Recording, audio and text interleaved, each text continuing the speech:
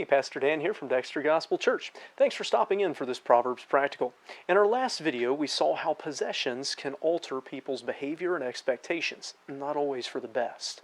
This next verse speaks of the obligations that come along with relationships.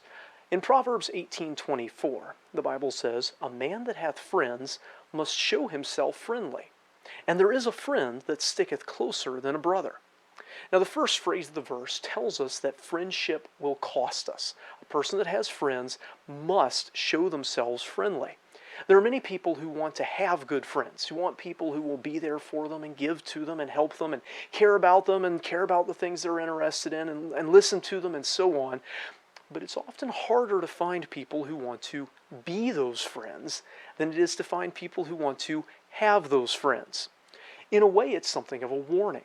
The word that's translated show himself friendly is an oddly negative word, literally meaning to spoil by breaking in pieces. It's so negative and so often used for evil that some commentators think that texts have mistaken it for a similar word that's more positive about friendship. But assuming this is the correct word, which I do, in the form it's in here, it speaks of being broken. And that fits with the context. If you're going to have true friends, you won't be able to put yourself first. You will get hurt sometimes. It will cost you something. You must be willing to be broken on their behalf. There will sometimes be suffering, and there will often be sacrifice. Now, I am not encouraging, and this verse isn't either, unhealthy relationships in which one person enables another's bad behavior without ever speaking against it. That's not what this is talking about. This is talking about going the extra mile to help them. We should go the extra mile even for our enemies, Jesus told us. This is talking about taking a bullet for them. Jesus spoke of the love involved in a man laying down his life for his friend.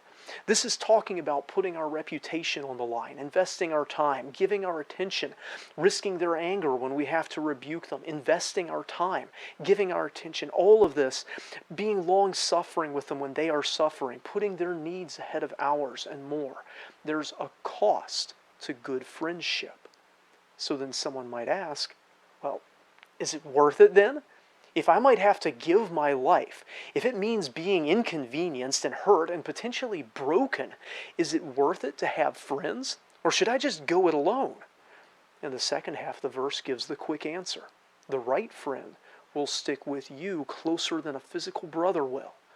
Now, to the Jewish mindset, a physical brother was a very close relationship. The person who always had your back, the person who would drop everything and come to help, the person who would sustain your weakness and celebrate your strength, the person who would be with you in good and in bad. They would work together with you. They would multiply your strength so the two of you could do more together than you ever could separately.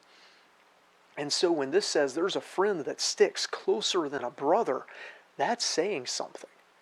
Many like to take this verse and turn it to being about Jesus.